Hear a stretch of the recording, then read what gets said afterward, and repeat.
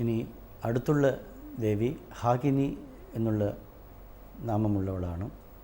ആജ്ഞാചക്രാബ്ജനിലയ ശുക്ലവർണ ഷഡാനന മജ്ജാസംസ്ഥ ഹംസവതി മുഖ്യശക്തി സമന്വിത ഹരിദ്രാന്നൈകരസിക ഹാകിനി രൂപധാരിണി എന്നാണ് ആ ദേവിയുടെ വർണ്ണന. ഈ ദേവി ആജ്ഞാചക്രാബ്ജനിലയാണ്, ആജ്ഞാചക്രത്തിലാണ് ഇവരുടെ വാസം. ശുക്ലവർണ്ണയാണ്, ഷഡാനനയാണ്, 6 മുഖങ്ങളാണ് ഇവർക്ക്. മജ്ജാധാതുവിലാണ് അവരുടെ സ്ഥിതി. ഹംസവതി മുതലായ ശക്തികളാൽ ചുറ്റപ്പെട്ടവളാണ് ആ ദേവി. ഹരിദ്രാന്നൈക രസികയാണ്, മഞ്ഞ കളറിലുള്ള ചോറ് അവർക്ക് ഇഷ്ടമാണ്. ഹരിദ്ര ചേർത്തുള്ള ചോറ് അവർക്ക് ഇഷ്ടമാണ്. ഹാകിനി രൂപധാരിണി, ഹാകിനി എന്നാണ് അവരുടെ നാമം. ഇനി സഹസ്രദളത്തിലുള്ള യാഗിനി എന്നുള്ള ദേവിയെ പറ്റിയിട്ടാണ് വർണ്ണിക്കാൻ പോകുന്നത്. സഹസ്രദള പദ്മസ്ഥ സർവവർണ്ണോപശോഭിത സർവ ആയുധധര ശുക്ലസംസ്ഥിത സർവതോമുഖി സർവോദന പ്രീതചിത്ത യാഗിന്യംബ സ്വരൂപിണി എന്നാണ് ആ ദേവിയുടെ വർണ്ണന. സഹസ്രദള പദ്മത്തിലാണ് ആ ദേവിയുടെ സ്ഥിതി. സർവവർണ്ണ ശോഭിതയാണ്, സർവ ആയുധധരയാണ്, ശുക്ലധാതുവിലാണ് ആ ദേവിയുടെ സ്ഥിതി. സർവതോമുഖി, സർവതോമുഖമാണ്, എല്ലായിടത്തും അവർ നിറഞ്ഞു നിൽക്കുന്നു. സർവോദന പ്രീതചിത്തയാണ്, എല്ലാ ആഹാരങ്ങളും എല്ലാ ഓദനങ്ങളും അവർക്ക് പ്രിയമാണ്. യാഗിനി എന്നാണ് ആ ദേവിയുടെ പേര്. എന്നിങ്ങനെ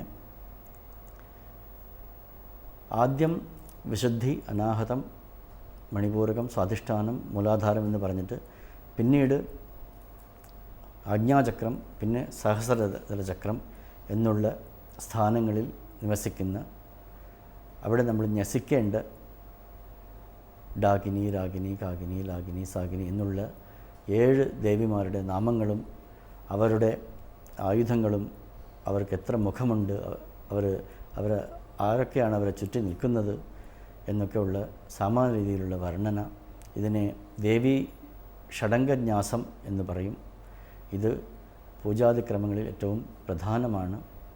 ആ ഭാഗത്തിൻ്റെ ഒരു വർണ്ണനയാണ് നമ്മൾ ഈ 475-ാമത്തെ നാമം മുതൽക്ക് 534-ാമത്തെ നാമം വരെ കാണുന്നത്. കുണ്ടലിനി ആരാധകന്മാർക്കിത് പ്രധാനപ്പെട്ട ഒരു ഭാഗമാണ്. ഇനി പഞ്ചാശത് പീഠരൂപിണി എന്നുള്ള പീഠങ്ങളെ പറ്റിയിട്ടുള്ള വർണ്ണനയോടുകൂടി ഷഡംഗന്യാസങ്ങൾ പരിപൂർണമാകുന്നു.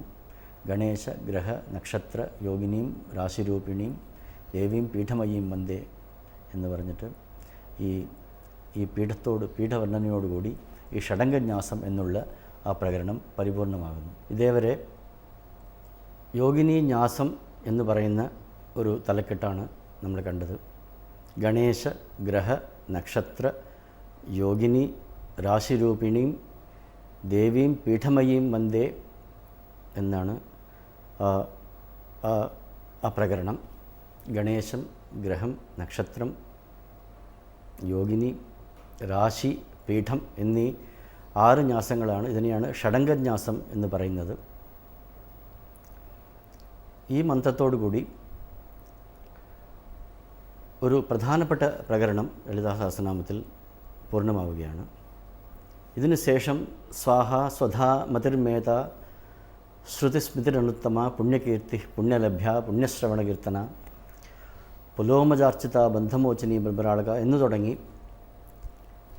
ശ്രീശിവ ശിവശക്തി ഐക്യരൂപിണി എന്ന് കഴിയുന്നത് വരെയുള്ള മന്ത്രങ്ങൾ. അവസാനത്തെ 2 മന്ത്രങ്ങളാണ് ശിവശക്തി ഐക്യരൂപിണി ലളിതാംബിക എന്ന് പറയുന്നത്. ശിവശക്തി സാമരസ്യം, താഴെ പ്രബോധമാകുന്ന കുണ്ടലിനി ശിവനെ പ്രാപിക്കുന്നു, ശിവസാമരസ്യത്തെ പ്രാപിക്കുന്നു, രണ്ടുപേരും ഒന്നാകുന്നു എന്നുള്ള ശിവശക്തി സാമരസ്യം എന്ന് പറയുന്ന ആ ഒരു പ്രകരണം അത് 2 മന്ത്രങ്ങളിലാണ് പറയുന്നത്. ഈ 535 തുടങ്ങി ഏകദേശം 998 വരെയുള്ള മന്ത്രങ്ങളൊക്കെ അടുത്ത പ്രധാനപ്പെട്ട പ്രകരണമാണ്. വിഭൂതി വിസ്താരയോഗം എന്ന് പറയും. ഇതിന് പ്രത്യേകിച്ചൊരു തലക്കെട്ടെന്ന് പറയാനാവില്ല. എന്തൊക്കെ വൈഭവങ്ങളാണ്, ഏതൊക്കെ രീതിയിലാണ് ദേവി ഈ പ്രപഞ്ചം എങ്ങും നിറഞ്ഞു നിൽക്കുന്നത് എന്നുള്ളതിനെയാണ് അത് കാണിക്കുന്നത്. അതുകൊണ്ട് ഇതൊരു മൊത്തത്തിലുള്ള ഒരു പ്രകരണം എന്നേ പറയാൻ പറ്റുള്ളൂ. ഇതിനൊരു പ്രത്യേകിച്ച് ഒരു ചെറിയ രീതിയിൽ അതിനെ വിസ്തരിക്കാൻ സാധിക്കില്ല. ഒന്നിനോടൊന്ന് ബന്ധമുണ്ടെന്ന് പറയാനും സാധിക്കില്ല. അതുകൊണ്ട് അതിനെ വിഭൂതി വിസ്താര പ്രയോഗം, വിഭൂതി വിസ്താര യോഗം, വിഭൂതി വിസ്താര പ്രകരണം എന്നൊക്കെയുള്ള പേരുകളിലാണ് അറിയപ്പെടുന്നത്. അതിൻ്റെ അവസാനത്തെ തലക്കെട്ടാണ് ശിവശക്തി സാമരസ്യം എന്ന് പറയുന്നത്. ഇത്രയും നാൾ നമ്മൾ ശ്രീ ലളിതാ സഹസ്രനാമത്തിൻ്റെ ഒരു പരിചയപ്പെടൽ എന്നുള്ള രീതിയിൽ അതിൻ്റെ പ്രധാനപ്പെട്ട തലക്കെട്ടുകളൊക്കെ നമ്മൾ കണ്ടു. ദേവി ചിദഗ്നികുണ്ഡത്തിൽ നിന്നാണ് ഉണ്ടായത് എന്ന്, ദേവിയുടെ ഉദ്ഭവം ചിദഗ്നികുണ്ഡ സംഭൂത ദേവകാര്യ സമുദ്യത എന്നൊക്കെ ആദ്യത്തെ ശ്ലോകങ്ങളിൽ ചിദഗ്നികുണ്ഡത്തിൽ നിന്ന് ഉണ്ടായ ഒരു കഥ അതാണ് വർണ്ണിക്കപ്പെട്ടത്.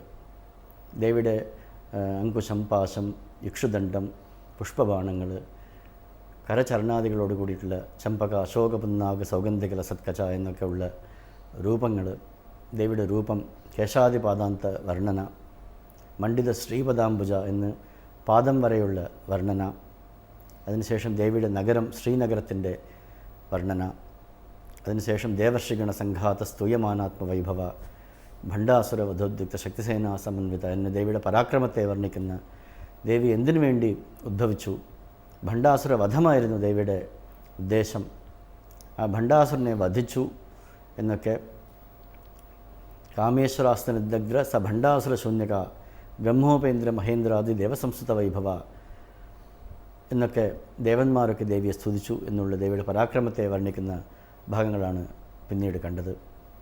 അതിനുശേഷം മൂലമന്ത്രാത്മിക, മൂലകൂടത്രയകളേബര, കുലാമൃതേകരസിക എന്നൊക്കെ ദേവിയുടെ മന്ത്രസ്വരൂപം, ശ്രീ ഷോഡശാക്ഷരി മന്ത്രം, ശ്രീവിദ്യാമന്ത്രം, അതിനെപ്പറ്റിയിട്ടുള്ള വർണ്ണനകളാണ് കണ്ടത്. അതിനുശേഷം കുണ്ടലിനിയെ പറ്റി പറയുന്ന മഹാശക്തി കുണ്ടലിനി എന്നൊക്കെ ഉള്ള ഭാഗങ്ങൾ കണ്ടു. പിന്നെ ഭക്തിയുടെ പ്രാധാന്യം, ഭവാനി, ഭാവനാഗമ്യ, ഭവാരണ്യ കുഠാരിക, ഭദ്രപ്രിയ, ഭദ്രമൂർത്തി എന്നൊക്കെയുള്ള ഭാഗങ്ങളിൽ ഭക്തിയുടെ പ്രാധാന്യം കണ്ടു.